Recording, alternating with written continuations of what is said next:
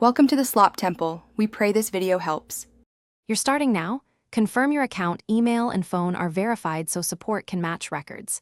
Then open your profile and tap Edit Profile. Go straight to birthday. Enter the correct month, day, and year. Do this carefully because some changes are limited. Once done, make sure display settings are how you want them. Choose whether to show age publicly or keep it private. These steps begin the change and prevent future verification friction. If the simple profile edit is rejected, you'll need verification. Use the Help Center age verification flow and upload a clear photo ID or other accepted documents. Make sure the file meets size and format requirements. Crop so the name and birth date are legible. Explain briefly in the form why the change is needed. Once submitted, you'll receive a confirmation and an estimated review time.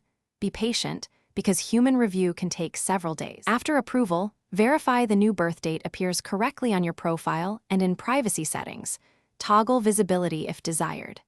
If the request is denied, review the denial reason, correct issues like blurry ID or mismatched names, and resubmit promptly. If repeated denials occur, escalate via the support contact form and include a concise explanation plus new documents. One key tip: keep copies of submissions and